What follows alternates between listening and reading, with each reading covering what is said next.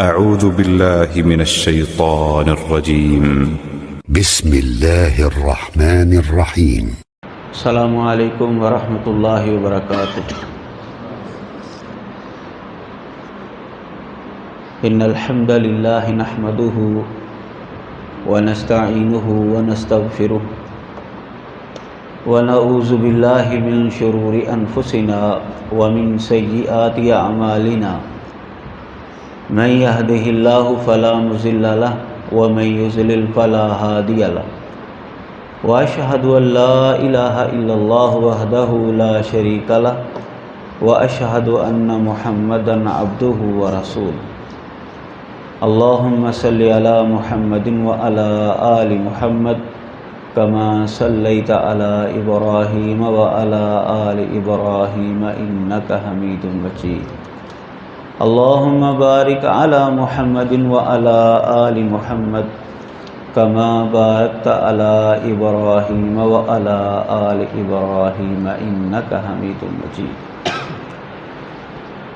اعوذ باللہ السمیع العلیم من الشیطان الرجیم من ہمزہ ونفخہ ونفثہ. بسم اللہ الرحمن الرحیم. ان شانئک هو الابتر. حالات کے پیش نظر یہ حسن بھائی سے مشورہ کیا گیا کہ کیوں نہ پہلا لیکچر توہین رسالت کے اوپر جو اعتراضات اٹھائے جاتے ہیں اس پر بیان کیا جائے، تو انہوں نے اجازت دے دی. انشاءاللہ ہم اس موضوع پر گفتگو کریں گے. جیسا کہ آپ احباب کو پتہ ہے کہ 2-4 دن سے پاکستان میں جو صورتحال بنی ہوئی ہے، اس حوالے سے پھر ایک دفعہ جو ہے یہ مسئلہ اٹھا ہے. تمہیدی طور پر اللہ تبارک و تعالیٰ نے اپنا پیغام پہنچانے کے لیے جن پاک باز ہستیوں کا انتخاب کیا ان کو نبی اور رسول کہا جاتا ہے. ان کے ساتھ محبت اور پیار یہ لازمی جز قرار دیا گیا ہے اور ان کی توہین سے روکا گیا ہے. لیکن شیطان اور ابلیس نے بعض انسانوں سے یہ حرکت سرزد کروائی کہ اللہ تبارک و تعالیٰ کی ان چنیدہ شخصیات کے بارے میں بعض نازیبا کلمات اور ناگفتہ بے باتیں جو ہیں وہ کہلوائیں، جو ان پاک باز ہستیوں کی توہین کے زمرے میں آتی تھی. اگر آپ اس بارے میں جاننا چاہتے ہیں تو آپ بائبل کا مطالعہ کریں. اس کے اندر کئی باتیں آپ کو ایسی ملیں گی کہ جو شان انبیاء کے خلاف ہیں، جو سراسر انبیاء کی توہین پر مبنی ہے. دور حاضر میں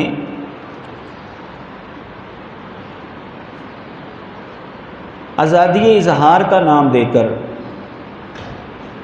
ہمارے آقا و مولا حضرت محمد مصطفیٰ صلی اللہ علیہ وسلم کے حوالے سے توہین آمیز باتیں جو ہیں وہ کی جاتی ہیں، یا کارٹون شائع کیے جاتے ہیں، یا کوئی اور ایسی حرکت کی جاتی ہے جس کے نتیجے میں رسول اللہ صلی اللہ علیہ وسلم کی توہین ہوتی ہے اور مسلمانوں کے دلوں کو جلایا جاتا ہے.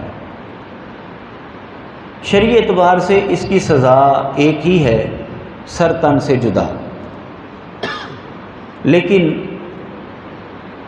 بعض لوگ، غیر مسلموں نے تو یہ باتیں کرنی ہی کرنی ہیں، لیکن بعض لوگ جو اپنے آپ کو اسلام کی طرف منسوب کرتے ہیں، مسلمان کہتے ہیں اپنے آپ کو، وہ بھی غیر مسلموں کے جھانسے کے اندر آ کر توہین رسالت کی سزا کے حوالے سے مختلف اعتراضات اٹھاتے ہیں، مختلف باتیں کرتے ہیں.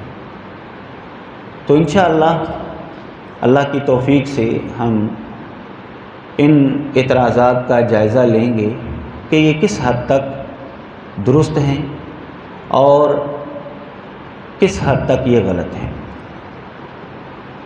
سب سے پہلا اعتراض جو ان کی طرف سے کیا جاتا ہے وہ یہ ہے کہ اگر توہین رسالت کی سزا اتنی ہی اہم تھی تو قرآن مجید کے اندر اس کا تذکرہ کیوں نہیں ہے؟ یہ ان کا ایک بنیادی اعتراض ہے، بنیادی سوال ہے۔ اس کے حوالے سے یہ بات یاد رکھیں، جب ہم اس کے جواب پر غور کرتے ہیں تو ہمیں یہ سوال ہی کمزور نظر آتا ہے۔ کیوں؟ کہ اس کی بنیاد یہ ہے کہ ہر اہم چیز کا تذکرہ قرآن کے اندر ہونا ضروری ہے۔ یہ بنیاد ہی غلط ہے۔ کئی ایسی اہم چیزیں ہیں کہ جن کا قرآن مجید کے اندر تذکرہ نہیں ہے، احادیث مبارکہ کے اندر ان کا ذکر ملتا ہے۔ اس کی چند ایک مثالیں تاکہ ان کے سوال کی کمزوری جو ہے وہ واضح ہو جائے۔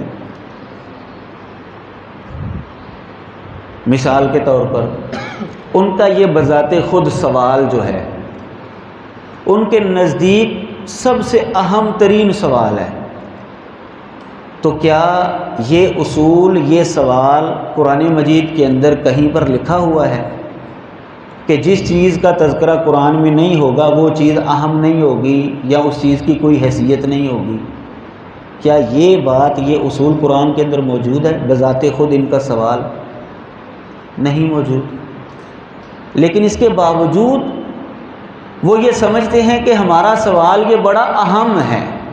اس کا مطلب یہ ہے کہ ہر چیز اہم کا قرآن مجید کے اندر تذکرہ ہونا یہ ضروری نہیں ہے۔ احادیث مبارکہ کے اندر بھی ان کا ذکر مل جائے تو پھر بھی وہ اہم ہی شمار ہوں گی۔ اس کے علاوہ اذان کے حوالے سے قرآن مجید کے اندر آپ کو نہیں ملے گی اذان، احادیث مبارکہ کے اندر آپ کو ملے گی۔ نمازوں کی رکعت کتنی اہم چیز ہے، قرآن مجید کے اندر آپ کو یہ چیز نہیں ملے گی، احادیث مبارکہ کے اندر آپ کو ملے گی۔ اسی طرح زکوٰۃ کی حدود و قیود، جس طرح نماز قائم کرنے کا حکم آپ کو قرآن میں ملے گا، اس طرح زکوٰۃ ادا کرنے کا بھی حکم آپ کو ملے گا۔ کب ادا کی جائے گی، کتنی زکوٰۃ ہوگی، نصاب کیا ہے، جانوروں کی زکوٰۃ کیا ہے، یہ چیزیں آپ کو احادیث مبارکہ کے اندر ملیں گی۔ قرآن مجید کے اندر اصول تو موجود ہے، اطیعوا اللہ و اطیعوا الرسول، لیکن اس کی تفصیل آپ کو بسا اوقات احادیث مبارکہ کے اندر بھی مل جائے گی۔ تو اس کا یہ مطلب ہرگز نہیں ہوتا کہ وہ چیز غیر اہم ہے۔ اگر کسی چیز کا تذکرہ احادیث کے اندر مل جائے تو پھر بھی وہ چیز اہم ہی قرار پاتی ہے۔ حج کے مہینے معلوم ہیں،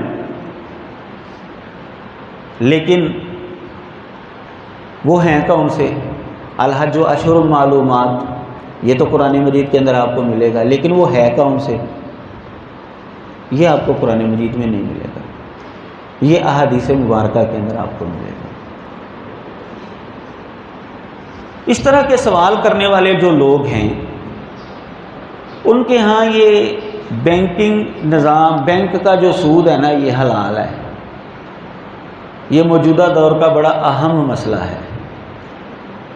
تو کیا بینک کے سود کو قرآن مجید کے اندر کسی جگہ پر حلال کہا گیا ہے؟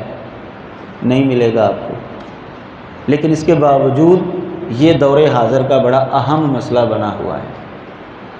اور وہ لوگ اس کو حلال بھی سمجھتے ہیں جو توہین رسالت کی سزا کے اوپر اعتراضات کرتے ہیں، متجددین ہم ان کو کہہ سکتے ہیں۔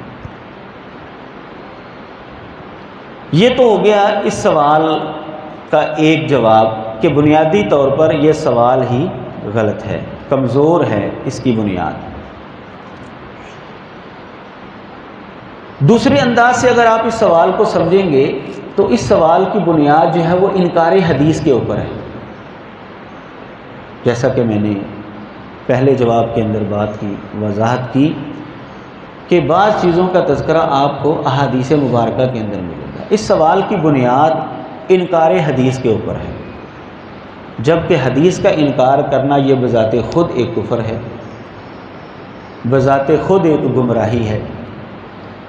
جب قرآن مجید کے اندر اللہ تعالیٰ نے یہ بات واضح کر دی کہ اللہ اور اللہ کے رسول کی اطاعت کرنی ہے، جو پیغمبر تم کو دے وہ لے لو، جس سے منع کر دے اس سے رک جاؤ، تو اس کا مطلب یہ ہے کہ قرآن مجید کے ساتھ ساتھ ایک اور چیز بھی حجت اور دلیل ہے، تو اس کے اوپر بے شمار دلائل ہیں، وہ آپ احباب نے اس موضوع پر پڑھے ہوں گے کتابوں کے اندر۔ تو دوسری بنیاد اس سوال کے کمزور ہونے کی یہ ہے کہ یہ انکار حدیث کے اوپر مشتمل سوال ہے، اس لیے بھی یہ سوال نہایت ہی گودا اور نہایت ہی کمزور ہے۔ بالفرض یعنی اسی کو ہم تیسرے انداز سے بات کو سمجھتے ہیں، بالفرض اگر ہم یہ تسلیم کر لیں کہ اس سزا کا تذکرہ قرآن مجید کے اندر نہیں ہے تو کوئی مسئلہ نہیں، احادیث کے اندر اس کا تذکرہ موجود ہے۔ تو جس طرح ہم اذان کو حدیثوں کے اندر ہونے کی وجہ سے تسلیم کرتے ہیں، نمازوں کی رکعات کو احادیث میں ہونے کی وجہ سے قبول کرتے ہیں، دیگر کئی باتوں کو ہم احادیث میں ہونے کی وجہ سے مانتے ہیں، اسی طرح ہم اس سزا کو احادیث کے اندر ہونے کی وجہ سے کیا نہیں مان سکتے؟ بالکل اس پر بھی ایمان لائیں گے اور اس کو بھی مانیں گے۔ یعنی ایک ہی بات کو ہم تین انداز سے سمجھ سکتے ہیں کہ یہ سوال ہی ان کا کمزور ہے۔ چوتھا انداز یہ ہے کہ یہ سوال غلط ہے اس وجہ سے کہ گستاخ رسول کی سزا کا تذکرہ قرآن مجید کے اندر موجود ہے، صرف ان کو سمجھ نہیں آئی یا سمجھنا نہیں چاہتے، اب یہ ان کا معاملہ ہے۔ اس موضوع پر لکھی کتابوں کے اندر آپ تفصیل جان سکتے ہیں، ان دلائل میں سے صرف ایک دلیل میں آپ کے سامنے گوش گزار کرتا ہوں تاکہ ہمارا یہ موضوع مکمل ہو، اس سوال کا جواب جو ہے وہ مکمل ہو جائے کہ قرآن مجید کے اندر واقعی گستاخ رسول کی سزا کا تذکرہ موجود ہے۔ سورۃ توبہ کی آیت نمبر 12 سے لے کر 15 تک اگر آپ تلاوت کریں گے تو اس میں اللہ تبارک و تعالیٰ فرماتے ہیں وَإِن نَكَثُوا أَيْمَانَهُم مِّن بَعْدِ عَهْدِهِمْ وَطَعَنُوا فِي دِينِكُمْ فَقَاتِلُوا أَئِمَّةَ الْكُفْرِ، کہ اگر یہ اپنی قسموں کو توڑ دیں مضبوط کرنے کے بعد اور تمہارے دین میں تانہ زنی کریں تو کفر کے اماموں سے تم لڑائی کرو، ان کو قتل کرو، ان کو ختم کرو، کیونکہ ان کی قسموں کا کوئی اعتبار نہیں ہے، شاید وہ بعد آ جائے۔ الا تقاتلون قوما نکثوا ایمانهم وہموا باخراج الرسول وهم بدؤوکم اول مرہ، تم ایسی قوم سے کیوں نہیں لڑتے جنہوں نے اپنی قسموں کو توڑا ہے اور انہوں نے پیغمبر کو نکالنے کا ارادہ کیا اور انہوں نے ہی پہلی مرتبہ ابتدا کی تھی، کیا تم ان سے ڈرتے ہو؟ فاللہ احق ان تخشوہ ان کنتم مؤمنین، اللہ زیادہ حق رکھتا ہے کہ تم اس سے ڈرو اگر تم ایمان یافتہ ہو تو۔ قاتلوہم، ان سے لڑائی کرو، یعذبہم اللہ بایدیکم، اللہ تبارک و تعالیٰ ان کو عذاب دے گا تمہارے ہاتھوں سے، وَيُخْزِهِمْ، ان کو رسوا کرے گا، وَيَنْصُرْكُمْ عَلَيْهِمْ، اور تمہاری مدد کرے گا ان کے خلاف، وَيَشْفِ صُدُورَ قَوْمِ مُؤْمِنِينَ، اور مومن قوم کے سینوں کو ٹھنڈا کرے گا اللہ تعالیٰ، وَيُذْهِبْ غَيْظَ قُلُوبِهِمْ، اور ان کے دلوں کے غصوں کو دور کر دے گا، غصے کو دور کر دے گا، وَيَتُوبُ اللَّهُ عَلَىٰ مَن يَشَاءُ وَاللَّهُ عَلِيمٌ حَكِيمٌ، اور اللہ جس پر چاہتا ہے توبہ قبول کرتا ہے جس کی، اللہ تعالیٰ خوب جاننے والا خوب حکمت والا ہے۔ جب آپ ان آیات کو پڑھیں گے تو اس کے اندر آپ کو یہ بات ملے گی کہ کفر کے اماموں سے جنگ کرنی ہے، اس کے دو سبب ہیں۔ نمبر ایک عہد شکنی، اور نمبر دو طعن فی الدین، دین کے اندر تانا زنی۔ وہ عہد شکنی کریں، دین کے اندر تانا زنی کریں، اسلام کے اوپر تانا زنی کریں، تو ان کے ساتھ لڑائی کی جائے گی۔ یہ دونوں سبب اکٹھے پائے جائیں یا الگ الگ پایا جائے، حکم ایک ہی ہے۔ اگر یہ تانا زنی کا کوئی مقصد نہیں ہے بیان کرنے کا کہ اگر اس کی وجہ سے لڑائی نہیں ہو سکتی، تو ایک بے مقصد بات کو قرآن مجید کے اندر بیان پھر کیا گیا ہے، تو یہ تو قرآن کی فصاحت و بلاغت کے ہی خلاف ہے۔ وہ یہ بات کر سکتے ہیں نا جی اصل جو لڑائی کا مقصد ہے وہ عہد شکنی ہے۔ طعن فی الدین جو ہے نا، یہ لڑائی کا اصل مقصد اور اصل سبب نہیں ہے، قتل کرنے کا اصل سبب یہ نہیں ہے۔ تو پھر ان کے اوپر یہ سوال اٹھے گا کہ اس کا مطلب یہ ہے کہ قرآن مجید کے اندر بے مقصد باتیں بھی موجود ہیں، یہ تو قرآن کی شان کے ہی خلاف ہے۔ تو یہ دونوں سبب اکٹھے پائے جائیں یا الگ الگ پائے جائیں، موجب ہیں یہ دونوں جنگ کا، لڑائی کا، ائمۃ الکفر کو قتل کرنے کا۔ پھر جب ہم آگے ان آیات کو پڑھتے ہیں، آخری آیت 15 نمبر پڑھتے ہیں، تو لڑائی کے 5 مقصد جو ہے وہ بیان ہوئے ہیں، 5 نتیجے کہ جب تم ان سے لڑائی کرو گے، اللہ تبارک و تعالیٰ تمہارے ہاتھوں سے ان کو عذاب دے گا، ان کو رسوا کرے گا، تمہاری مدد کرے گا ان کے خلاف، مسلمانوں کے سینے کو ٹھنڈا کرے گا اور مسلمانوں کے غصے کو لے جائے گا۔ یہ مقصد ہے، یہ مقصد ہے جنگ کرنے کا، ائمۃ الکفر کو لڑائی، ان سے لڑائی کرنے کا۔ تو اگر وہ طعن فی الدین کرتے ہیں، اور طعن فی الدین کی ایک بڑی صورت رسول اللہ صلی اللہ علیہ وسلم کی توہین کرنا اور آپ کی گستاخی کرنا ہے، تو لازماً اس کے نتیجے میں مسلمانوں کے دلوں کو تکلیف پہنچتی ہے۔ مشاہدہ یہ دنیا کر رہی ہے، باز نہ آئی تو پھر بھی کرے گی۔ مسلمانوں کے دلوں کو تکلیف پہنچتی ہے، مسلمان غم و غصے کے اندر مبتلا ہو جاتے ہیں۔ تو جب ان سے لڑائی کی جائے گی، ان کو ختم کیا جائے گا، تو مسلمانوں کا غصہ ٹھنڈا ہوگا، مسلمانوں کے سینے ٹھنڈے ہوں گے۔ تو گستاخ رسول کو اگر ویسے ہی چھوڑ دیا جائے تو مسلمانوں کے تو سینے ٹھنڈے نہیں ہوتے، مسلمانوں کا تو غصہ جو ہے وہ کافور نہیں ہوتا، وہ تو ختم نہیں ہوتا، بلکہ وہ تو پہلے سے بھی زیادہ ہو جاتا ہے۔ کب ٹھنڈ پڑتی ہے مسلمانوں کو؟ اسی وقت جب طعن فی الدین کی کسی بھی صورت کے مرتکب آدمی کو ختم کر دیا جائے، اس کے ساتھ لڑائی کی جائے، اس کے ساتھ جنگ کی جائے۔ اور توہین رسالت جو ہے یہ طعن فی الدین کی ایک بہت بڑی صورت ہے۔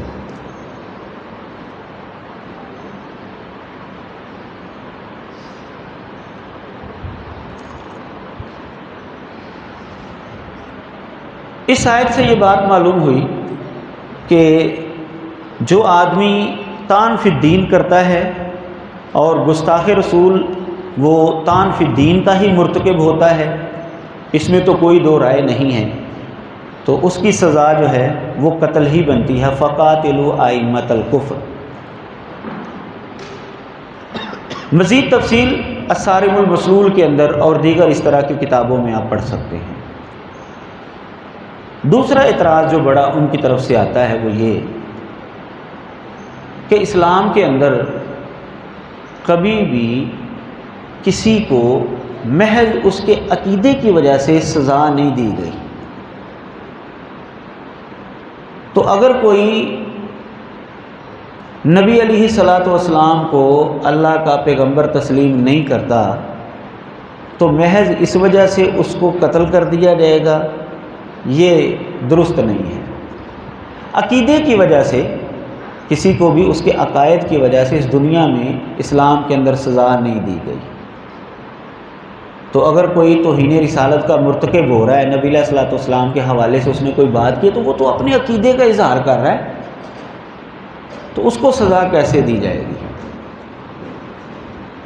یہ ایک سوال ہے ان کی طرف سے۔ جواب اس کا پہلا تو یہ ہے کہ 1 منٹ کے لیے ہم تسلیم کر لیتے ہیں کہ جی عقیدے کی بنا پر کسی کو سزا دینا یہ درست نہیں ہے۔ تو سوال یہ ہے، پھر ان کے اوپر یہ سوال ہے ہمارا کہ اگر عقیدے کی خرابی کے ساتھ ساتھ جرم بھی شامل ہو جائے، وہ عقیدے کی خرابی انسان کو مجرم بنا دے، پھر تو اس کو سزا دی جا سکتی ہے کہ نہیں دی جا سکتی؟ مثال کے طور پر غیر مسلموں کے ساتھ محض اس وجہ سے جنگ نہیں کی جاتی کہ وہ غیر مسلم ہیں، لیکن وہ غیر مسلم ہونے کی وجہ سے اگر مسلمانوں کے اوپر ظلم اور زیادتی کرنا شروع ہو جائیں، پھر تو ان کے خلاف جہاد کیا جائے گا نا۔ یعنی اگر کسی کا عقیدہ اس کو مجرم بنا دے، پھر تو اس کو جرم کی سزا دی جائے گی کہ نہیں دی جائے گی؟ اس کا عقیدہ ہے محمد صلی اللہ علیہ وسلم اللہ کے نبی نہیں ہیں، لیکن اگر وہ اس عقیدے کو بیان اس انداز سے کرتا ہے کہ وہ توہین کے زمرے میں بات آ جاتی ہے، پھر تو وہ مجرم بن گیا ہے۔ اس کو جو سزا ملے گی پھر وہ جرم کی دی جائے گی۔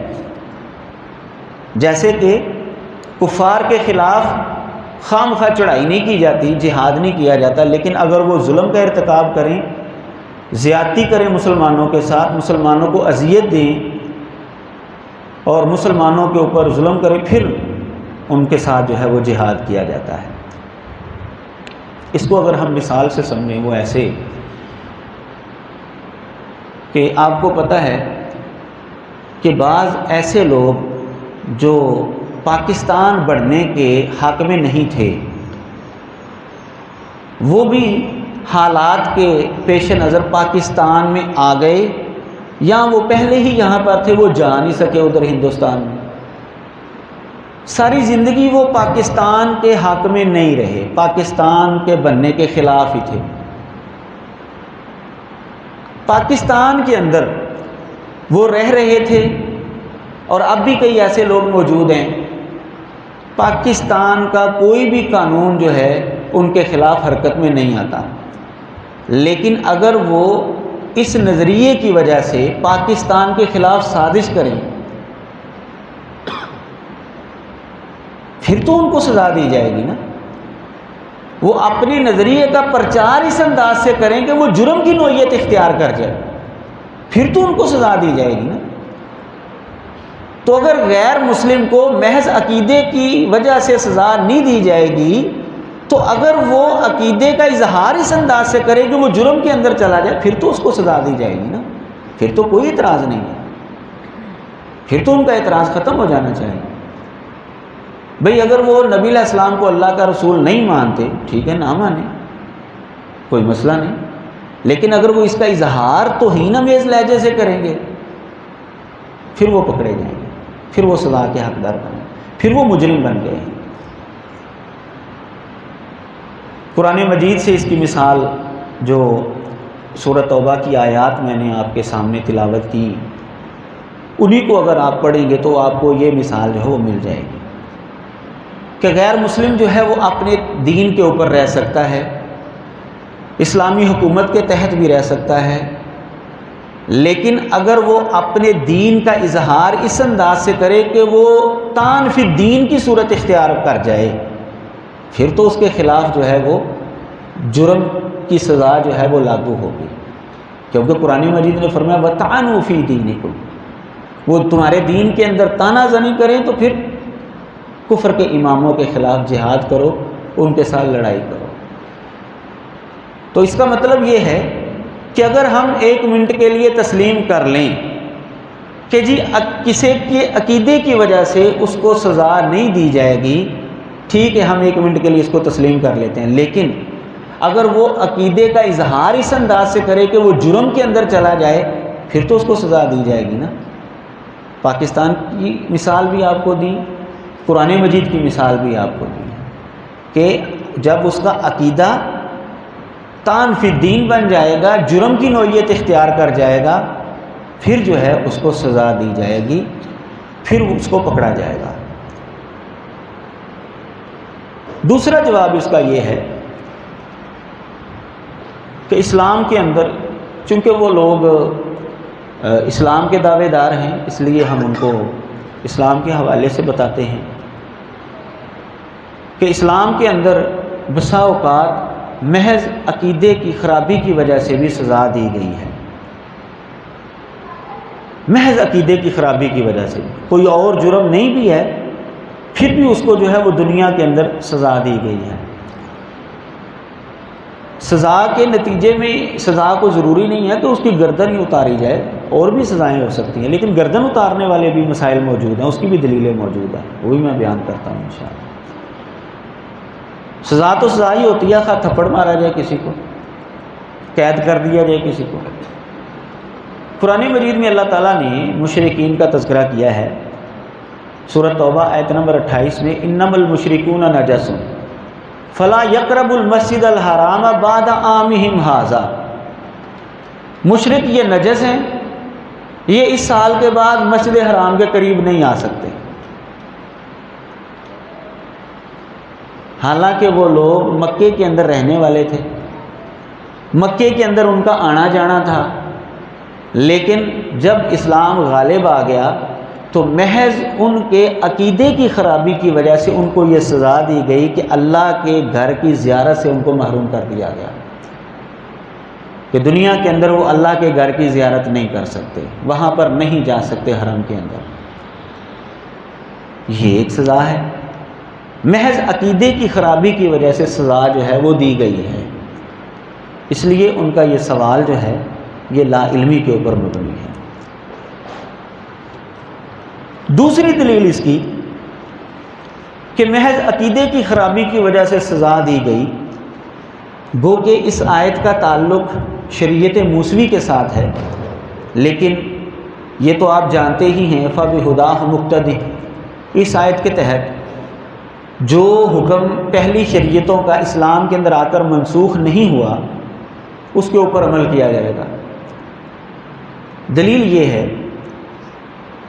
کہ جب موسیٰ علیہ السلام کوہ طور پر گئے تھے 40 راتوں کے لیے، تو پیچھے جو ان کی قوم تھی سامری کے بہکاوے کے اندر آ کر انہوں نے بچڑے کو اپنا خدا بنا لیا تھا، معبود بنا لیا تھا۔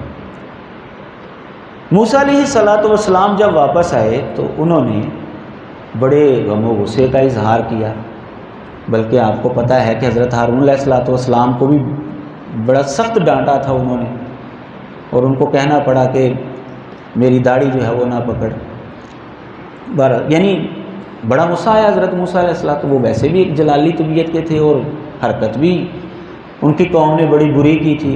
شرک سے بڑا گناہ کون ہو سکتا ہے، کون سا ہو سکتا ہے دنیا میں، سب سے بڑا گناہ انہوں نے کیا، محض عقیدے کی خرابی آئی تھی۔ تو موسیٰ علیہ السلام نے کیا فرمایا تھا؟ سورہ بقرہ آیت نمبر 54 کے اندر اللہ تعالیٰ فرماتے ہیں وَإِذْ قَالَ مُوسَىٰ لِقَوْمِهِ يَا قَوْمِ إِنَّكُمْ ظَلَمْتُمْ أَنفُسَكُمْ بِاتِّخَاذِكُمُ الْعِجْلَ فَتُوبُوا إِلَىٰ بَارِئِكُمْ فَاقْتُلُوا أَنفُسَكُمْ، یہ ہے وہ جملہ کہ موسیٰ علیہ السلام نے فرمایا کہ اے میری قوم، تم نے اپنے اوپر ظلم کیا ہے، تم نے بچڑے کو معبود بنا لیا ہے، تم اپنے پروردگار کی طرف توبہ کرو۔ توبہ کا طریقہ کیا ہے؟ فَاقْتُلُوا أَنفُسَكُمْ، اپنے آپ کو قتل کرو۔ یہ سزا کس کے اوپر دی گئی تھی؟ محض عقیدے کی خرابی کی وجہ سے۔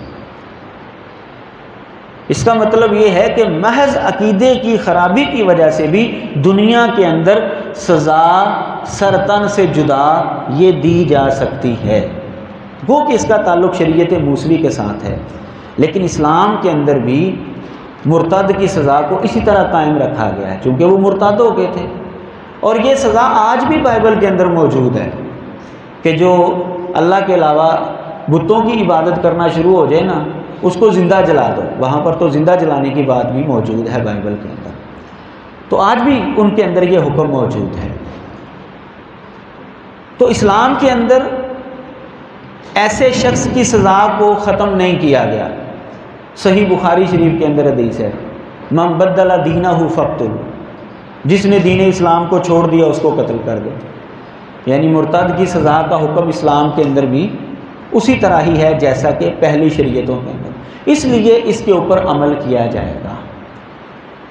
تو اس آیت سے یہ بات معلوم ہوتی ہے کہ محض عقیدے کی خرابی کی وجہ سے بھی سزا جو ہے وہ دنیا کے اندر دی جا سکتی ہے، لہٰذا ان کا سوال جو ہے وہ بے بنیاد ثابت ہوا۔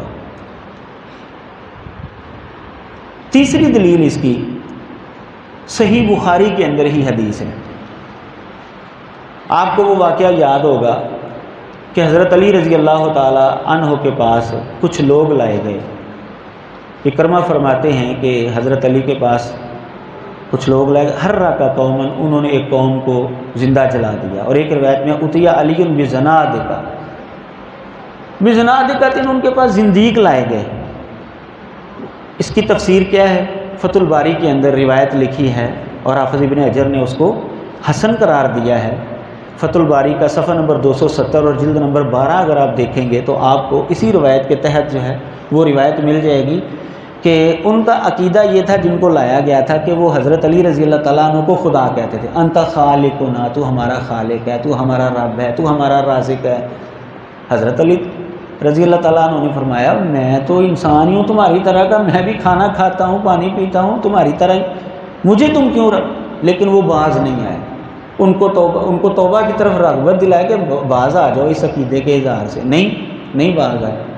تو حضرت علی رضی اللہ تعالیٰ عنہ نے ان کو زندہ جلا دیا۔ حضرت عبداللہ بن عباس رضی اللہ تعالیٰ عنہ کو جب یہ بات پہنچی کہ حضرت علی رضی اللہ تعالیٰ عنہ نے کچھ لوگوں کو زندہ جلایا ہے، تو انہوں نے فرمایا اگر میں ہوتا تو میں ان کو قتل کرتا، کیونکہ نبی علیہ الصلوۃ والسلام کا فرمان ہے، میں ان کو زندہ نہ جلاتا کیونکہ نبی علیہ السلام نے منع کیا لا تعذبوا بعذاب اللہ، اللہ کے عذاب کے ساتھ تم لوگوں کو عذاب نہ دو، بلکہ میں ان کو قتل کرتا، کیونکہ نبی علیہ السلام نے فرمایا من بدل دینہ فاقتلہ۔ یہ صحیح بخاری کے اندر حدیث موجود ہے۔ حدیث جو ہے اس کا نمبر ہے 3017 6922، یہ دو جگہ پر حدیث موجود ہے۔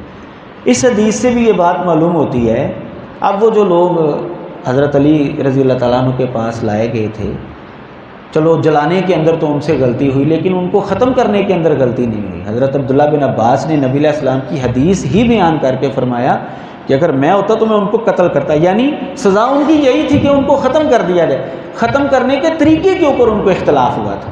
اس کا مطلب یہ ہے کہ محض عقیدے کی خرابی کی وجہ سے بھی بسا اوقات جو ہے وہ سزا سرتن سے جدا دی جا سکتی ہے، یہ بالکل اسلام کے مطابق ہے یہ بات۔ تو اگر وہ اس بات کو لیتے ہیں کہ توہین رسالت جو ہے وہ محض اس بندے کے عقیدے کا اظہار ہے جو کر رہا ہے، تو ہم ان دلائل کی بنیاد پر یہی بات ان کو بتائیں گے، یہی بات کہیں گے کہ بسا اوقات عقیدے کی خرابی بھی انسان کو واجب القتل قرار دے دیتی ہے۔ تو اگر توہین رسالت کو اگر آپ محض عقیدے کا اظہار سمجھتے ہیں تو پھر بھی یہ ایک ایسا اظہار ہے جس کے نتیجے کے اندر اس کی گردن جو ہے وہ اڑائی جائے گی۔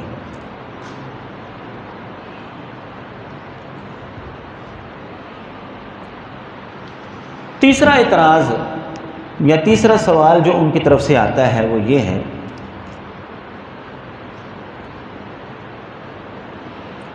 قرآن مجید کے اندر کئی مقامات پر آپ پڑھیں گے کہ اللہ تعالیٰ نے نبی علیہ الصلوۃ والسلام کو اور مسلمانوں کو یہ حکم دیا ہے کہ تمہیں اذیت پہنچائی جائے گی، تم ان کی طرف سے جو ہے بڑی اذیت ناک باتیں سنو گے، یہ ہو جائے گا تمہارا، تم نے صبر کرنا ہے، تم نے صبر کرنا ہے، تم نے صبر کرنا ہے۔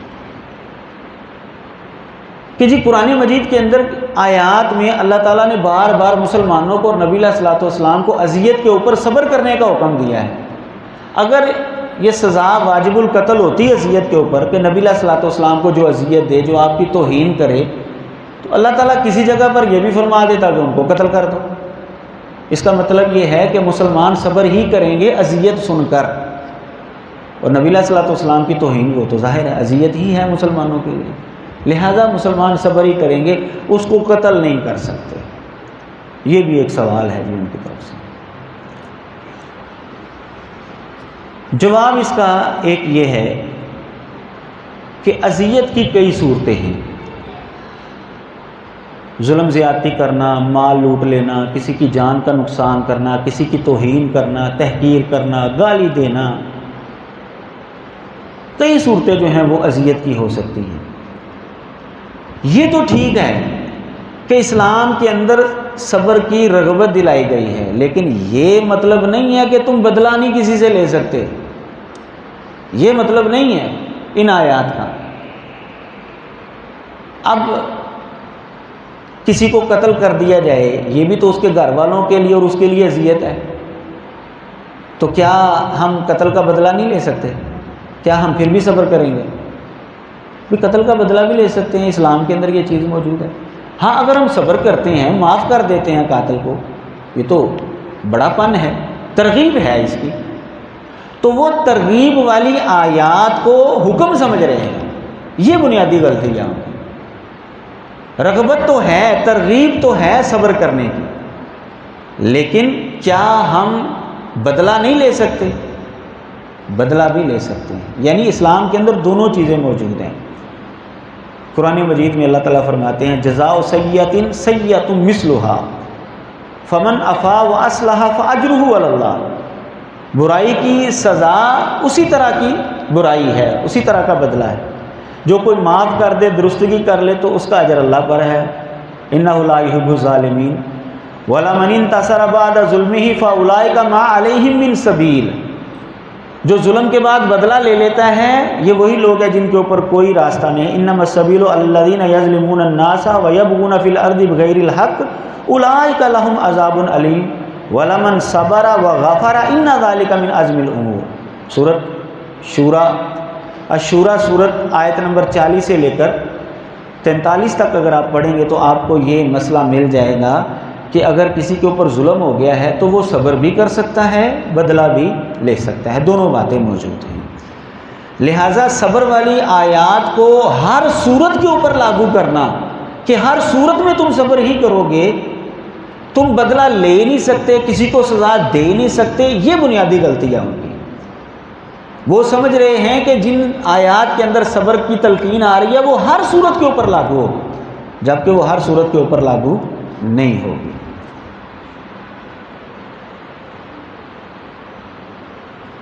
قرآن مجید میں نبی علیہ الصلوۃ والسلام کو اللہ تعالیٰ نے صبر کا بھی حکم دیا ہے اور یہ بھی حکم دیا ہے کہ کافروں کے خلاف آپ بد دعا نہ کریں۔ یعنی اسی بات کو ہم دوسرے انداز سے اگر سمجھیں تو اللہ تعالیٰ فرماتے ہیں فاصبر کما صبر اولو العزم من الرسل ولا تستعجل لهم، جیسے اولو العزم رسولوں نے صبر کیا آپ بھی صبر کریں، اور آپ ان کے لیے جلدی مطالبہ نہ کریں، یعنی دنیا کے اندر آپ ان کے لیے بد دعا نہ کریں۔ جب وہ دیکھیں گے جس کا وہ وعدہ دیے جاتے ہیں تو یہی سمجھیں گے کہ وہ دن کا کچھ حصہ ہی ٹھہرے، بلاغ یہ اللہ کی طرف سے پہنچا دینا ہے۔ فَهَلْ يُهْلَكُ إِلَّا الْقَوْمُ الْفَاسِقُونَ، تو تباہ جو ہے وہ صرف فاسق قوم ہی ہوتی ہے۔ اب دیکھیے یہاں پر نبی علیہ الصلوۃ والسلام کو صبر کرنے کا بھی حکم ہے اور بد دعا نہ کرنے کا بھی حکم ہے، لیکن نبی علیہ الصلوۃ والسلام نے بسا اوقات بد دعا بھی کی ہے اور کافروں کے خلاف جہاد بھی کیا ہے۔ اس کا مطلب یہ ہے کہ صبر کا تعلق ہر صورت کے ساتھ نہیں ہے، یہ رغبت تو ہے، ترغیب تو ہے، لیکن بعض شکلیں ایسی بن جاتی ہیں کہ وہاں پر لڑائی کرنا لازمی ہو جاتا ہے، وہاں پر مد مقابل کو ختم کرنا ضروری ہو جاتا ہے۔ اب وہاں پر بھی اگر صبر کیا جائے گا تو پھر نقصان زیادہ ہوگا۔ نبی علیہ الصلوۃ والسلام نے بد دعا بھی کیا، جیسا کہ صحیح بخاری کے اندر وہ حدیث موجودہ قنوت نازلہ والی، جب 70 صحابہ جو ہے وہ شہید ہوئے تھے تو آپ نے نام لے کر جو ہے وہ لوگوں کی وہ بد دعا بھی کی تھی۔ تو سوال جس بنیاد پر کھڑا ہے وہ بنیاد ہی ان کی درست نہیں ہے۔ ہر حالت کے اندر صبر کا حکم نہیں ہے، صبر کی ترغیب تو ہے لیکن ہر حالت کے اندر صبر نہیں ہے۔ بعض حالتوں کے اندر لڑائی کرنا ضروری قرار دیا گیا ہے۔ قرآن مجید میں اللہ تعالیٰ فرماتے ہیں اذن للذین یقاتلون بانہم ظلموا، کہ اللہ تبارک و تعالیٰ کی طرف سے اجازت دے دی گئی ہے ان لوگوں کو جن کے ساتھ لڑا جاتا ہے، کیونکہ ان کے اوپر ظلم کیا گیا ہے، وہ ظلم کا نشانہ بنایا گیا ہے۔ یعنی مظلوم لوگوں کو جہاد کرنے کی بھی اجازت دی گئی ہے، یہ نہیں کہ وہ ہر حالت میں صبر ہی کریں گے، وہ جہاد بھی کر سکتے ہیں، اللہ تعالیٰ نے اس کی اجازت دی ہے۔ سورۃ الحج کے اندر یہ آیت موجود ہے، 39 نمبر آیت ہے۔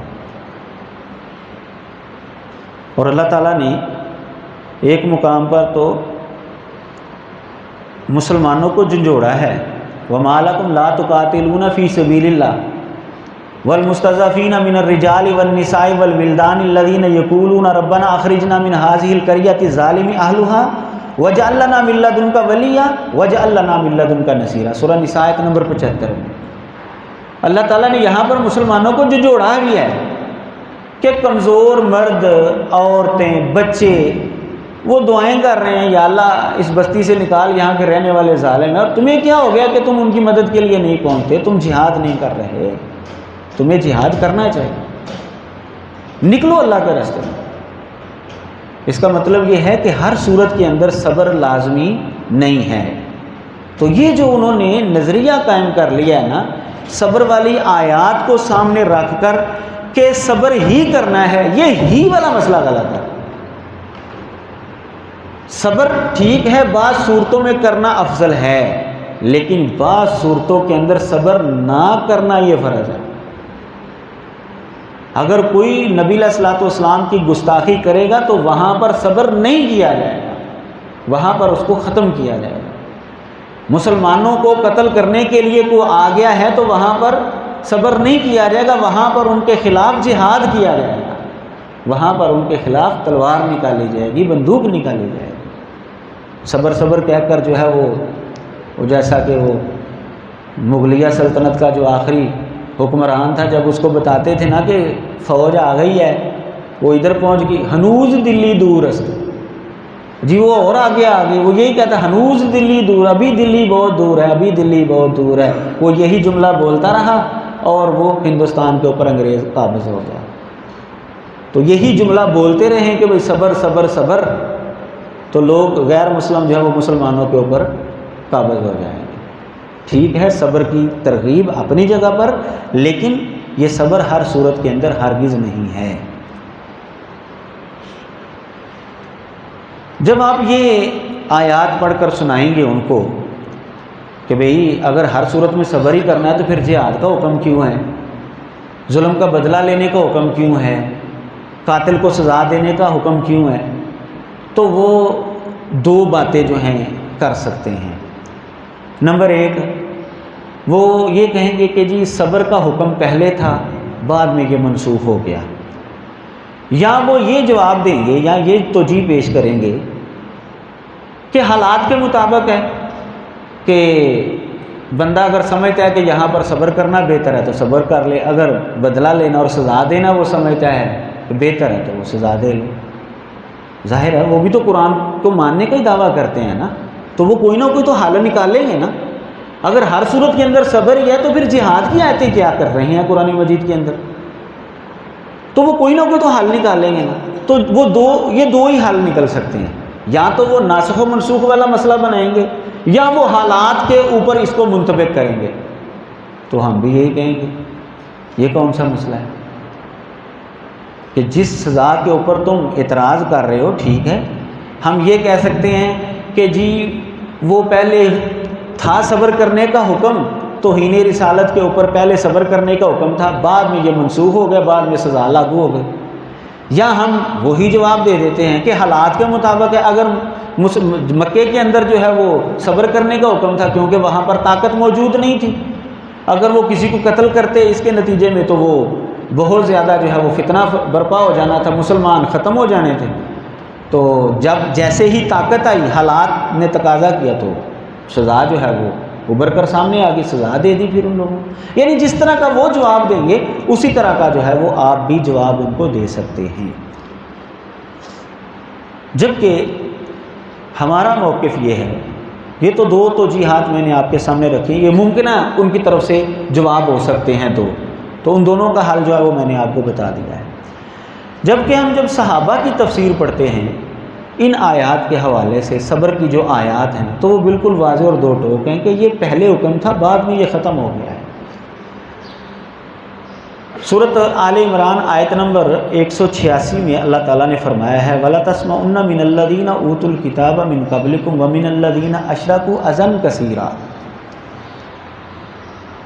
کہ آپ ضرور ان لوگوں کی طرف سے سنیں گے جن کو تم سے پہلے کتاب دی گئی، اور مشرکوں کی طرف سے بہت زیادہ اذیت سنیں گے، اذیت ناک باتیں آپ کو ملیں گی سننے۔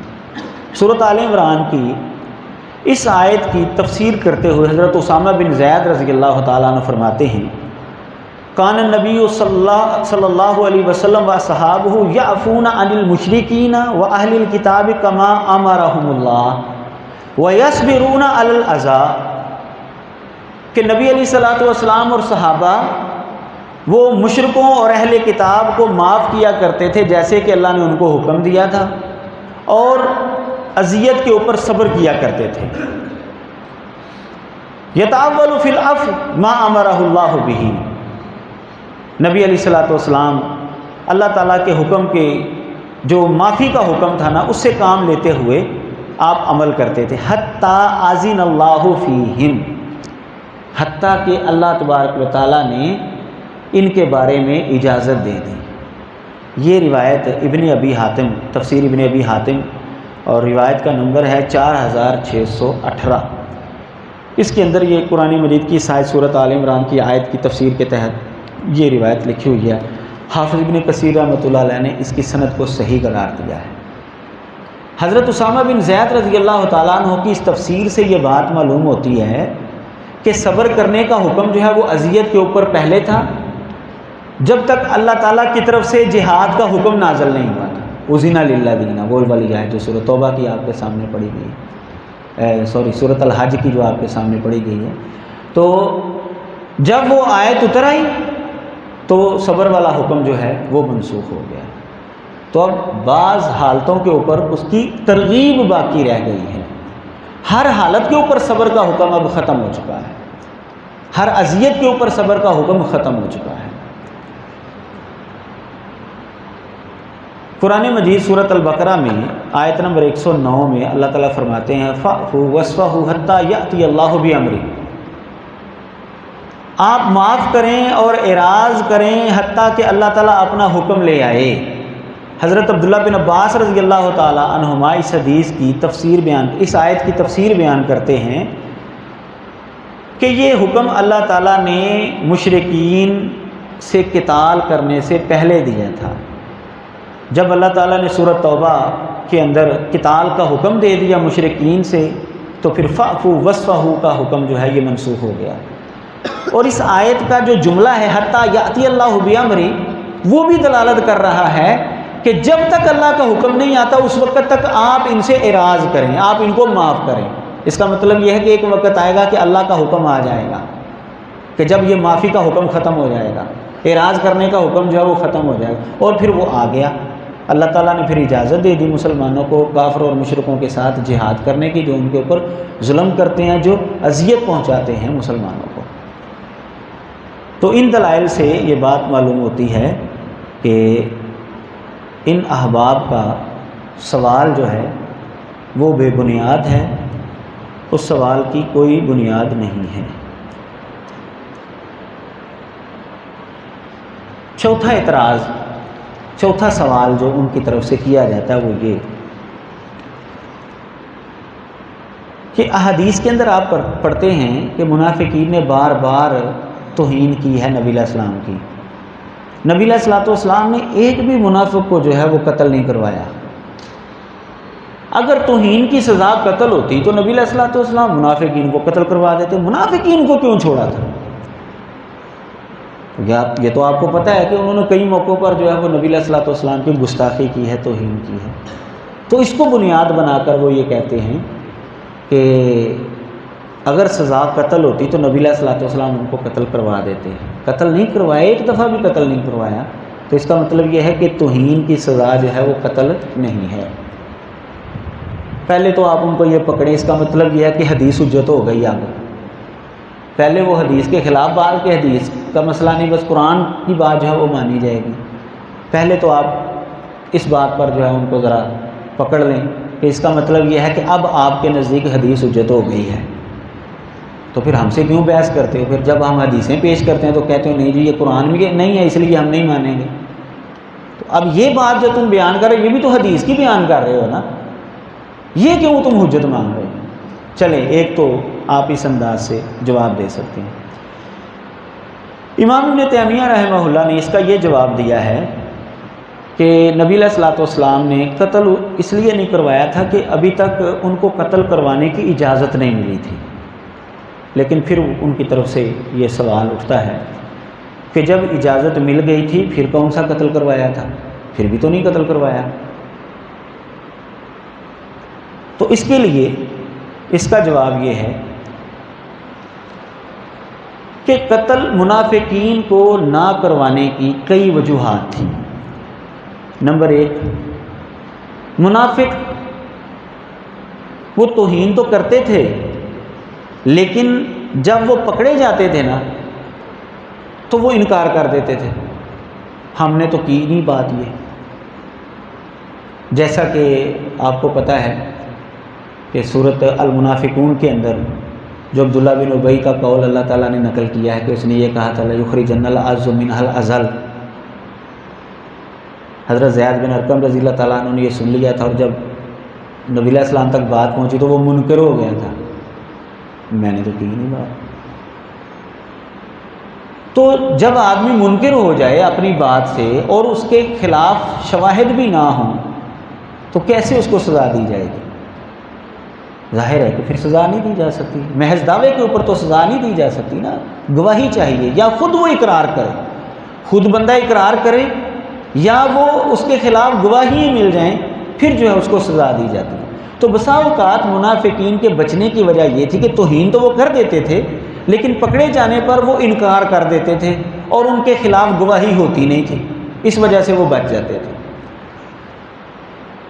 یا پھر وہ کوئی طویل کر لیتے تھے، نہیں جی نہیں ہمارا مقصد یہ نہیں تھا، ہمارا مقصد یہ تھا، چونکہ چنانچہ، وہ اس طرح کی کوئی بات کر دیتے۔ قرآن مجید نے ان کے اس رویے کا تذکرہ کیا ہے سورہ نساء کے اندر کہ منافقین جو ہے نا وہ چاہتے ہیں کہ طاغوت سے فیصلہ کروائیں، نبی علیہ الصلوۃ والسلام سے اعراض کرنا چاہتے ہیں، لیکن جب پھر اللہ کی طرف سے کوئی ان پر مصیبت آتی ہے نا تو اللہ تعالیٰ پھر اس کو بیان کرتے ہیں فَكَيْفَ إِذَا أَصَابَتْهُم مُّصِيبَةٌ بِمَا قَدَّمَتْ أَيْدِيهِمْ ثُمَّ جَاءُوكَ يَحْلِفُونَ بِاللَّهِ إِنْ أَرَدْنَا إِلَّا إِحْسَانًا وَتَوْفِيقًا۔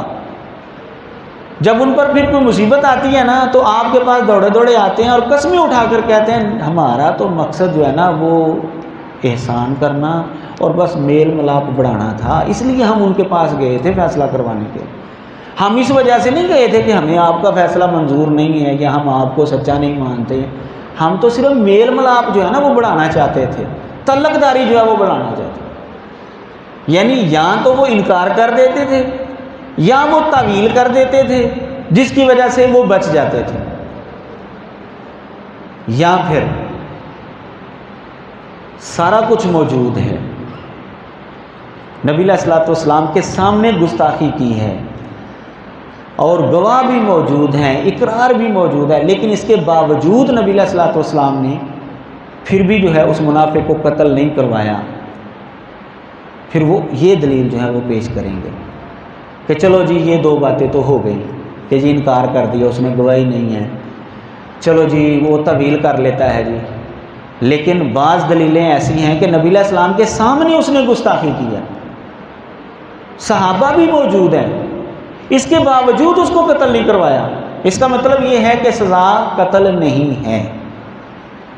واقعات آپ کے ذہن میں آگے ہوں گے، وہ ذو الخویسرہ والا جو واقعہ ہے اسی طرح عبداللہ بن ابی نے بھی ایک دفعہ نبی علیہ السلام کی توہین کی تھی صحابہ کی، مجھے حضرت عمر نے اجازت چاہی کہ میں اس کی گردن اڑاتا ہوں، تو نبی علیہ السلام نے اجازت نہیں دی۔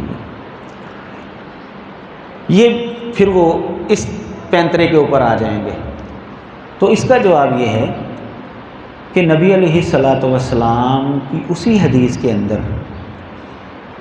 اس کا جواب موجود ہے، یعنی اس کے ہم دو جواب دے سکتے ہیں۔ ایک یہ کہ چونکہ یہ توہین نبی علیہ السلام کی ہو رہی تھی، اور جس کی توہین ہو اس کو اختیار حاصل ہے کہ وہ اپنی توہین کا بدلہ لے لے یا معاف کر دے، تو نبی علیہ السلام کی اپنی مرضی تھی، آپ نے اس کو معاف کر دیا، کوئی مسئلہ نہیں، آپ صاحب اختیار تھے، آپ معاف کر سکتے تھے کیونکہ توہین آپ کی تھی، ہو رہی تھی۔ جیسا کہ صحیح مسلم کے اندر حدیث ہے، حدیث کا صحیح بخاری کے اندر بھی ہے، حدیث کا نمبر ہے 3231، صحیح مسلم کے اندر حدیث ہے 1795 کہ نبی علیہ السلام کو جب طائف کے موقع پر پریشان کیا گیا، آپ کی توہین کی گئی، تو حضرت جبریل پہاڑوں کے فرشتے کو لے کر آ گئے تھے۔ اللہ کے نبی آپ اجازت دیں میں اس فرشتے کے ذریعے جو ہے پوری بستی کو پہاڑوں کے اندر پیس دوں، نبی علیہ السلام نے اجازت نہیں دی۔ اگر گستاخی کی سزا قتل نہیں ہے تو حضرت جبریل فرشتے کو لے کر آئے کیوں تھے؟ اس قوم کو تباہ کرنے کے لیے، اس بستی کو تباہ کرنے کے لیے، طائف کو ملیا میٹ کرنے کے لیے آئے کیوں تھے؟ اس کا مطلب یہ ہے کہ سزا تو یہی تھی، اب آگے نبی علیہ السلام کی اپنی مرضی ہے کہ وہ سزا دیں یا معاف کر دیں، آپ نے معاف کر دیا۔ اسی طرح اگر کسی منافق کو سامنے واضح لفظوں کے باوجود آپ نے معاف کیا ہے تو یہ آپ کی مرضی ہے، آپ کا اختیار تھا، آپ نے معاف کر دیا۔ ایک تو جواب اس کا یہ ہے۔ دوسرا جواب وہی حضرت عمر رضی اللہ تعالیٰ عنہ والی حدیث کے اندر ہے کہ جب نبی علیہ السلام سے اجازت مانگی حضرت عمر نے کہ میں اس کو قتل کر دوں، یہ حدیث صحیح بخاری حدیث کا نمبر ہے 3518، تو حضرت عمر نے جب اجازت مانگی کہ میں عبداللہ بن ابی کو جو ہے وہ قتل کر دوں، اس نے گستاخی کی ہے، تو نبی علیہ السلام نے فرمایا لا، نہیں، اس کو قتل نہیں کرنا۔ یتحدث الناس، لوگ باتیں کریں گے، انہ کان یقتل صحابہ ہو، کہ محمد صلی اللہ علیہ وسلم جو ہے وہ اپنے ساتھیوں کو قتل کر دیا کرتے ہیں، لوگ جو ہیں وہ غلط مطلب جو ہے وہ لے لیں گے، یعنی نبی علیہ السلام۔ دوسرا جواب یہ ہے کہ منافقین کو قتل نہ کروانے کی ایک وجہ جو ہے فتنے کا سد باب ہے، کہ بسا اوقات نبی علیہ السلام نے اس وجہ سے بھی قتل نہیں کروایا ان کو، خواہ کہ اس نے گستاخی کی تھی، تاکہ فتنے کا سد باب ہو جائے۔ اگر آپ قتل کروا دیتے تو معاشرے کے اندر جو ہے وہ ایک غلط فہمی جو ہے وہ پھیل جاتی کہ محمد صلی اللہ علیہ وسلم تو وہ اپنے ساتھیوں کو قتل کر دیتے ہیں، مسلمان ہونے کا کیا فائدہ، مرنا ہے وہاں پر جا کر ہم نے، یعنی لوگ جو ہے وہ اسلام قبول کرنے کے اندر جو ہے وہ اس کو رکاوٹ سمجھیں گے۔ اس لیے نبی علیہ السلام نے فتنے کے سد باب کے لیے بھی بسا اوقات جو ہے وہ قتل نہیں کروایا، یعنی اختیار بھی استعمال کیا اپنا، اور وہاں پر فتنے کا سد باب بھی ہو گیا۔ اب اسی حدیث سے جس کو وہ بطور حجت اور دلیل پیش کر رہے ہیں کہ گستاخ رسول کی سزا قتل نہیں ہے، اسی حدیث سے یہ استدلال ہوتا ہے کہ گستاخ رسول کی سزا قتل ہے۔ وہ ایسے کہ اگر یہ قتل سزا نہ ہوتی تو حضرت عمر رضی اللہ تعالیٰ عنہ نے جب اجازت مانگی تھی تو نبی علیہ السلام وجہ یہ بتاتے کہ اس کی تو سزا قتل ہے ہی نہیں، تو اس کو قتل کرنے کا مسئلہ کیوں پوچھ رہا ہے، اس کی تو یہ سزا ہی نہیں ہے۔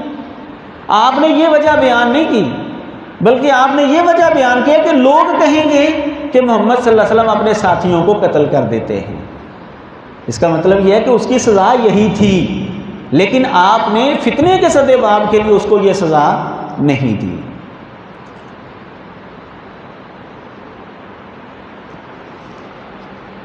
ایک سوال ان کی طرف سے یہ بھی آتا ہے کہ کیا حکومت وقت کو یہ سزا معاف کرنے کا اختیار ہے، کیونکہ نبی علیہ السلام تو معاف کر دیا کرتے تھے، تو کیا حکومت وقت کو بھی اس کا اختیار ہے؟ جواب اس کا ہے کہ نہیں، کیوں کہ یہ توہین جو ہے نبی علیہ الصلوۃ والسلام کی جا رہی تھی۔ تو نبی علیہ الصلوۃ والسلام کو تو معاف کرنے کا اختیار ہے، جس کی توہین کی جا رہی ہو اس کو تو اختیار ہے اس چیز کا کہ وہ ظلم کا بدلہ نہ لے، زیادتی کا بدلہ نہ لے، اذیت کا بدلہ نہ لے۔ کسی اور کو تو اختیار نہیں ہے کہ وہ معاف کر دے۔ مثال کے طور پر اگر آپ مجھے تھپڑ مارتے ہیں تو مجھے اختیار حاصل ہے کہ میں بدلہ لوں یا معاف کر دوں۔ یہ تو کوئی مسئلہ نہیں ہے کہ تھپڑ مجھے پڑے اور معاف کر دے عمران خان کہ چلو جی میں نے تجھ کو معاف کر دی۔ تو کون ہوتا ہے میرے تھپڑ کو معاف کرنے والا؟ توہین تو میری ہوئی ہے، اذیت تو مجھے پہنچی ہے، دوسرا کیسے میری اذیت کی سزا معاف کر سکتا ہے؟ ہاں میں بذات خود معاف کروں تو ٹھیک ہے، وہ الگ مسئلہ ہے۔ تو نبی علیہ الصلوۃ والسلام کو تو اس کے اختیار تھا کیونکہ آپ کی توہین ہوتی تھی۔ تو نبی علیہ الصلوۃ والسلام کے چلے جانے کے بعد یہ امت محمدیہ میں سے کسی فرد کو یہ اختیار نہیں ہے کہ وہ توہین کی سزا کو معاف کر سکے۔ حکومت کی ذمہ داری بنتی ہے کہ وہ اس توہین کی سزا کو لاگو کرے۔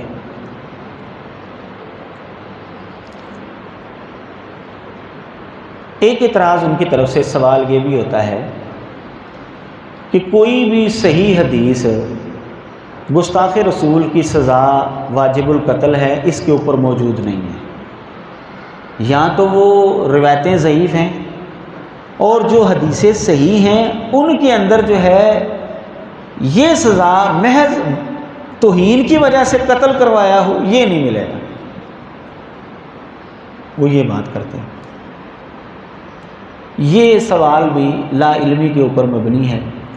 کیوں کہ صحیح احادیث بھی موجود ہیں جن کے اندر اس سزا کا تذکرہ موجود ہے۔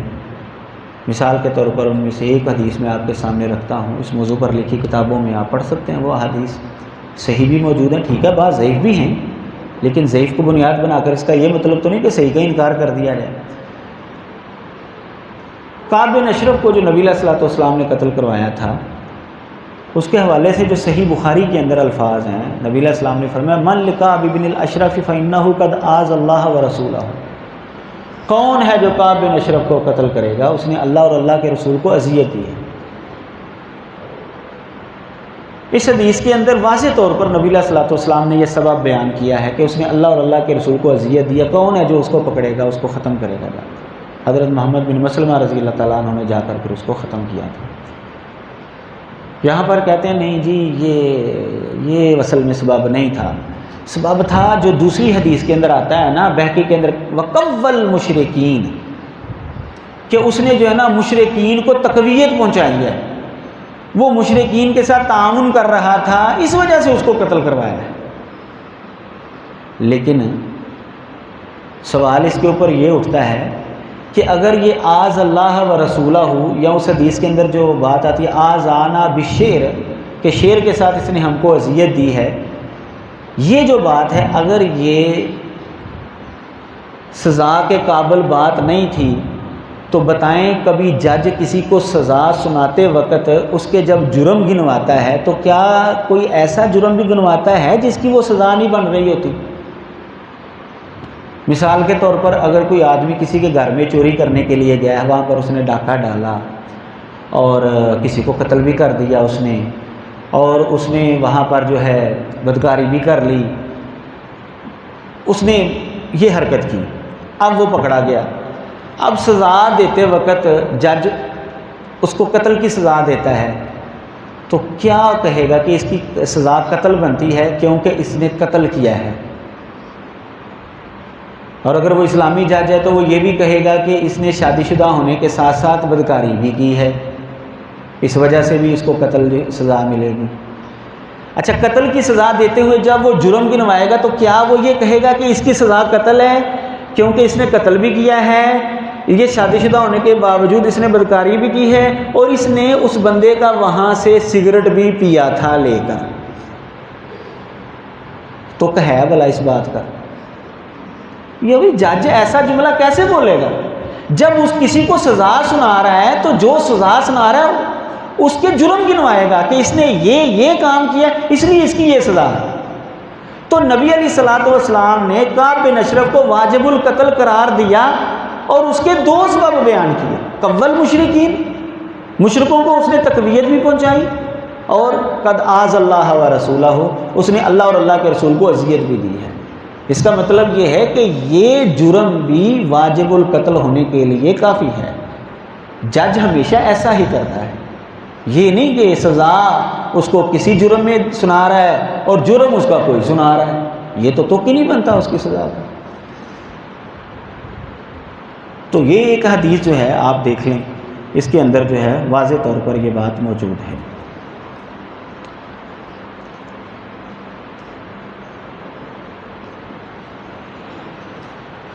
ایک سوال جو ہے ان کی طرف سے یہ بھی آتا ہے کہ صحیح بخاری کا، یار یہ تو معروف حدیث تھی، میں نے صرف بخاری کا نام ہی لکھا ہے، حوالہ نہیں میں لکھ سکا. بہرحال یہ معروف حدیث ہے. یہاں ٹھہریں ایک منٹ، میرے پاس حوالہ ہے، میں بتا دیتا ہوں آپ کو انشاءاللہ.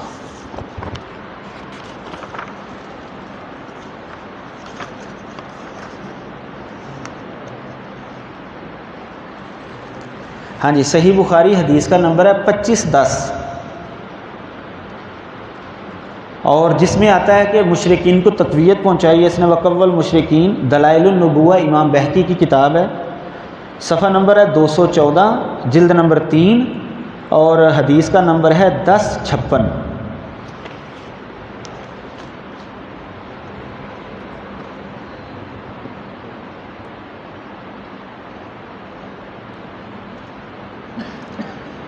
جی ایک سوال ان کی طرف سے یہ بھی آتا ہے، جی یہ پاکستان میں جو قانون بن گیا ہے نا 295C، اس کو ختم ہونا چاہیے کیونکہ اس کا غلط استعمال ہوتا ہے.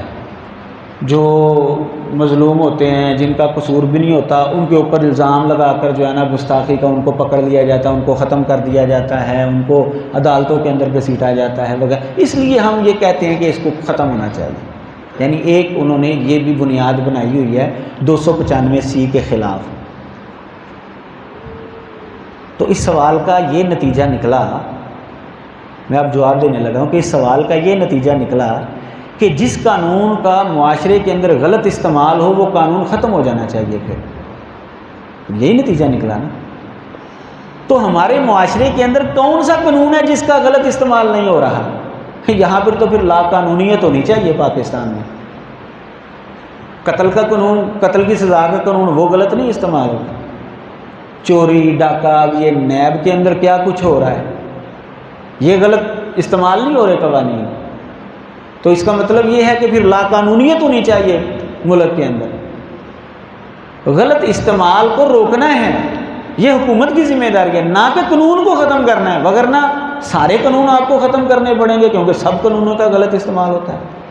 تو یہ سوال ہی غلط ہے ان کا، یہ بنیاد ہی ان کی بے بنیاد ہے کہ غلط استعمال ہو رہا ہے جی اس لیے اس کو ختم ہونا چاہیے. بھئی اگر کوئی غلط استعمال کر رہا ہے تو اس کو سزا دیں. خود بخود لوگ جو ہیں وہ باز آ جائیں گے غلط استعمال کرنے سے، یہ کون سا مسئلہ ہے؟ ڈیل جو ہے وہ حکومت کی طرف سے ہوتی ہے اور حملہ جو ہے ان کا اسلام کے اوپر ہوتا ہے، یہ تو کوئی توق نہیں ہے. ایک سوال ان کی طرف سے یہ بھی آتا ہے، یہ نامہ سوال ہو گیا ہے جی. نامہ سوال یہ ہے کہ کیا کوئی مسلمان بذات خود بھی کسی گستاخ رسول کو قتل کر سکتا ہے حکومت کو ملوث کیے بغیر؟ یہ سوال بڑا اہم ہے ان کی طرف سے، یہ بھی ایک اہم سوال کیا جاتا ہے ان کی طرف سے، کیونکہ وہ کہتے ہیں جی یہ فتنہ پڑ جائے گا جی تو بندے جو ہیں وہ قانون ہاتھ میں لے لیں گے، تو جس پر دل چاہے گا وہ چھری چلا دیں گے، جس پر دل چاہے گا گولی مار دیں گے کہ اس نے گستاخی کی ہے جی. تو اگر یہ سزا دلوانی ہے تو عدالت کے ذریعے دلوائیں. بندہ جو ہے وہ اپنے ہاتھ سے بذات خود جو ہے وہ قتل نہیں کر سکتا. بتائیں کیا یہ قتل کر سکتا ہے کہ نہیں کر سکتا؟ یہ ان کی طرف سے سوال ہے. جواب اس کا یہ ہے کہ حدود اللہ کا نفاذ یہ تو حکومت کی ذمہ داری ہے، یہ تو پڑھی لکھی بات ہے، اس کے اوپر تو کوئی دو رائے نہیں ہے. لیکن گستاخ رسول کی سزا ایک ایسی حد ہے کہ اس کے اندر شریعت نے اجازت دی ہے کہ کوئی بندہ اگر کسی کو دیکھتا ہے کہ اس نے گستاخی کی ہے تو وہ بذات خود بھی اس کو قتل کر سکتا ہے، لیکن اگلا سٹیپ ہے، وہ اگلا سٹیپ عام لوگ بھول جاتے ہیں۔ اگلا سٹیپ یہ ہے کہ پھر اس کو عدالت میں حاضر کیا جائے گا، اس بندے کو، قاتل کو۔ وہ عدالت میں آ کر ثابت کرے گا کہ اس نے گستاخی کی تھی اس لیے میں نے اس کو قتل کیا۔ اگر وہ ثابت نہیں نہ کر سکتا، محض وہ دعویٰ ہی کرتا ہے، ثابت نہیں کر سکا، تو پھر اس کو سزا دی جائے گی، پھر اس کو پکڑا جائے گا۔ یہ جواب نبی علیہ الصلوۃ والسلام کی اس حدیث کے تحت جو ہے وہ اخذ کیا گیا ہے جو نبینہ صحابی والی ہے، کہ نبینہ صحابی نے خود ہی اپنی ام ولد کو جو ہے وہ قتل کر دیا تھا گستاخی کے نتیجے میں، لیکن نبی علیہ الصلوۃ والسلام نے اس کو حاضر کیا عدالت میں اور اس سے وجہ پوچھی۔ نبی علیہ الصلوۃ والسلام کو تو وحی کے ذریعے پتہ چل گیا کہ یہ سچ بول رہا ہے، اس لیے آپ نے فرمایا دمہا حاضر، ان کے اس عورت کا خون جو ہے نا وہ رائے گا ہے، کوئی بدلہ اور کوئی سزا جو ہے وہ نہیں دی جائے گی۔ تو جو کسی کو بذات خود قتل کر، گنجائش ہے اس کی، لیکن قتل کرنے کے بعد اس کو عدالت میں حاضر کیا جائے گا، وہ وہاں پر ثابت کرے گا کہ واقعی اس نے گستاخی کی ہے۔ اگر وہ ثابت کر دیتا ہے تو ٹھیک ہے، اگر پھر بھی زیادہ سے زیادہ سزا دینی بھی ہے نا تو زیادہ سے زیادہ تعزیری سزا دے سکتے ہیں آپ اس کو کہ اس نے قانون ہاتھ میں لے لیا، اگر وہ ثابت کر دیتا ہے کہ اس نے گستاخی کی۔ اگر وہ ثابت نہیں کر سکتا کہ اس نے گستاخی کیا، پھر اس کو جو اس کی سزا بنتی ہے اس کو سزا دیں۔ اگر اس کی سزا قتل بنتی ہے تو اس کو قتل کی سزا دے کہ اس نے بے گناہ آدمی کو جو ہے وہ قتل کیا ہے۔ تو یہ اس حدیث سے جو ہے یہ جواب جو ہے وہ اخذ کیا گیا ہے کہ گستاخ رسول کی حد ایک ایسی سزا ہے کہ اس کی گنجائش موجود ہے کہ مسلمان بذات خود قتل کر سکتا ہے، لیکن قتل کرنے کے بعد اس کو عدالت میں آ کر ثابت بھی کرنا پڑے گا۔ اگر نہیں ثابت کر سکے گا تو جو بھی اس کی سزا بنتی ہے وہ اس کو لینی پڑے گی۔ کس کی؟ یہ سنن نبی داؤد کے اندر روایت ہے، سنن نبی داؤد کے اندر روایت ہے۔ یہ بھی حوالہ میں نہیں لیتے، اصل میں یہ معروف حدیث تھی اس لیے میں نے ان کا حوالہ، یہ بھی ہے موجود میرے پاس، میں بتا دیتا ہوں۔ ہاں جی،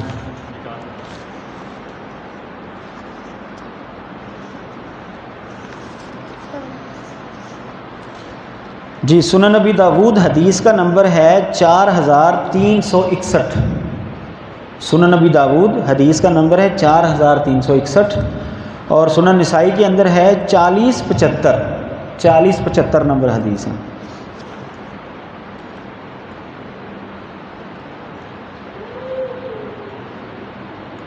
ایک سوال ان کی طرف سے، ایک اعتراض یہ بھی ہوتا ہے، 10واں اعتراض، یعنی یہ قانون ختم ہونا چاہیے 295C جو پاکستان کے اندر بن گیا ہے، کہ یہ قانون جو ہے نا اصل میں غیر مسلموں کو نشانہ بنانے کے لیے بنایا گیا ہے، اس لیے اس کو ختم ہونا چاہیے، یہ ان کے اوپر ظلم ہوتا ہے، زیادتی ہوتی ہے۔ حالانکہ آپ دیکھ لیں کہ سلمان تصیر جو تھا وہ کون تھا؟ وہ تو صحیح نہیں تھا، وہ تو اپنے آپ کو مسلمان ہی شو کرتا تھا، تو اس کو اسی وجہ سے قتل کیا گیا نا کہ اس نے گستاخی کی تھی۔ وہ الگ بات ہے کہ وہ ثابت ہوتی ہے نہیں ہوتی ہے، لیکن اس کو جو قتل کیا گیا بنیاد اس کی یہی تھی۔ یعنی یہ کہنا کہ یہ قانون صرف غیر مسلموں کو نشانہ بنانے کے لیے ہے، یہ بات غلط ہے۔ مسلمان بھی اگر گستاخی کرتا ہے نا تو اس کی بھی سزا یہی ہے۔ یہ صرف غیر مسلموں کے لیے قانون نہیں ہے، یہ مسلمانوں کے لیے بھی یہی قانون ہے۔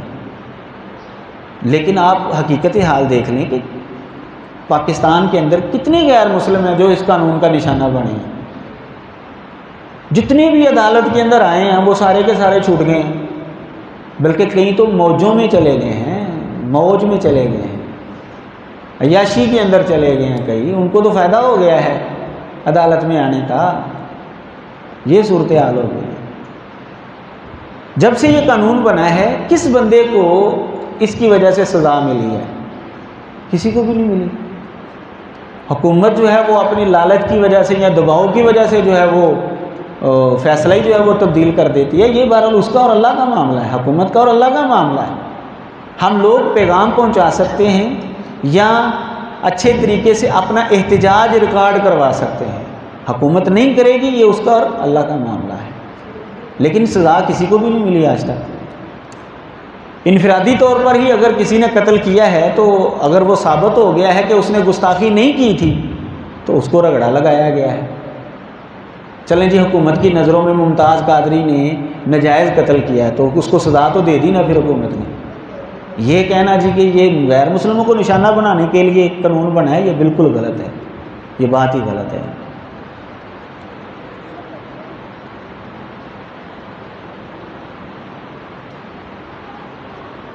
غیر مسلموں کے حوالے سے،